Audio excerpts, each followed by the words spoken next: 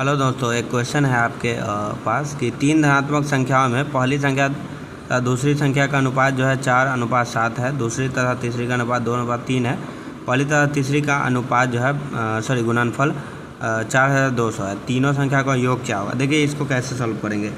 इसमें ये करना होता है हमको कि मान लीजिए कि हमको तीन संख्या है ना, ठीक है, तीन संख्या है, तो तीन संख्या में पहली तथा दूसरी का अनुपात जो है 4:7 है और दूसरी तथा तीसरी का अनुपात हमारे पास जो है 2:3 है। इसको हम ना ऐसे ही लिखते हैं, ठीक।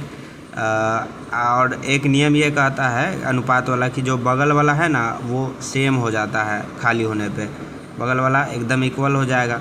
अब यहाँ पे हम कोई एक चीज़ मान लेते हैं, एक्स मान लेते हैं, ठीक है ना, ठीक है, एक्स मान लेते हैं, इसको है ना, एक्स मान लेंगे। देखिए एक्स मान लेंगे।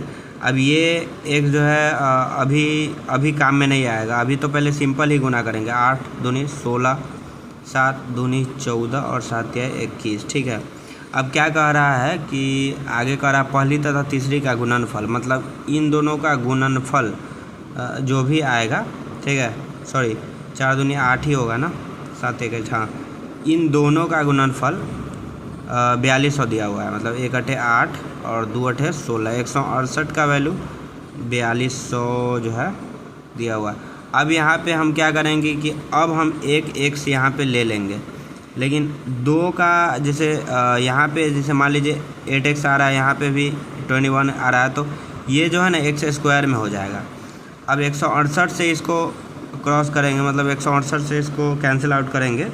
देखो 4200 को 168 से काटेंगे ना, तो ये तकरीबन 2 8 16 6 हासिल 1 और हासिल 1, ठीक है, और 16 में 32 1 33 हो जाएगा। घटाएंगे 10 में से 6 गया 4, 11 में से 8 3 11 और इधर कैंसिल आउट हो गया, और ये 5 मरते होगा 16, ठीक है, 5 मरते कट जाएगा। 5 8 40 0, 16 5 80 4 84 कट गया। मतलब ये करीब हमारे पास x² = 25 आ रहा है। अब ये स्क्वायर काट कर ये रूट में चला जाएगा, मतलब x का वैल्यू हमारे पास 5 आ गया। तो तीनों संख्या का योग क्या होगा? तीनों संख्या कौन कौन है? 8x है, यहाँ पे भी x हो जाएगा, प्लस जो है 14x हो जाएगा, प्लस 21 x हो जाएगा। तो अब यहाँ पे 8 5 40 हो जाएगा, प्लस 14 5 70 हो जाएगा, प्लस 5 5 और 5 दूनी 10।